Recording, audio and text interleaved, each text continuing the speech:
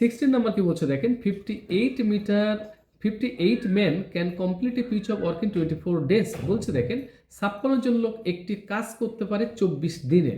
In how many days can 42 men complete the same work. তাহলে 42 জন লোক ওই কাজটা কয়দিনে করবে এটা আমাকে বের করতে বলছে। দেখেন এখানে কাজ কিন্তু একই কাজ। দেখেন এখানে যে কাজ, এই যে 55 men can complete a piece of work, আর এখানে দেখেন সেম কাজ, তাহলে কাজ কিন্তু এখানে সেম আছে। কাজ যেহেতু এখানে সেম হয়েছে, তাহলে এই সেম কাজকে আমরা টোটাল ইউনিটে কনভার্ট করার চেষ্টা করব। আগে কিন্তু প্রত্যেকটা জায়গায় কাজ কিন্তু ভিন্ন ছিল, বাট এখন কিন্তু প্রত্যেকটা জায়গায় কাজ কিন্তু সেম কাজ।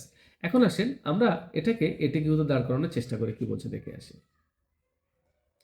এটিকিউ সমান কি বলছে দেখেন, আপনার 56 জন লোক প্রত্যেকে 24 দিন করে কাজ করেছে।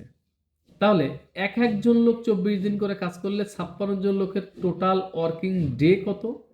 আমরা 56 গুণ 24 করে দিলাম, 56 গুণ 24। আবার বললাম 56 জন লোক প্রত্যেকে করেছে কয়দিন করে কাজ? 24 দিন করে কাজ। তাহলে একজন লোকের কাজ কত হবে? আপনি যদি, আমি করেছি 24 দিন, আপনি করেছেন 24 দিন, আরেকজন করেছে 24 দিন, আরেকজন করেছে 24 দিন, এভাবে 56 জন লোক প্রত্যেকে 24 দিন করেছে, কাজ করেছে। তাহলে টোটাল ওয়ার্কিং ডে কত? আমার 24, আপনার 24, আরেকজনের 24, এভাবে 24 গুণ 56 হচ্ছে total working day. In how many days can 42 men, 42 জন লোক ওই কাজটা কয় দিনে করবে এটা আমরা জানি না।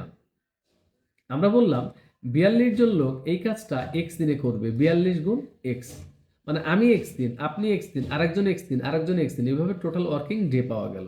বাম পাশে যেটা হয়েছে ডান পাশেও সেটা হয়েছে, ক্যালকুলেশন করলে বোথ সাইড আর ইকুয়াল।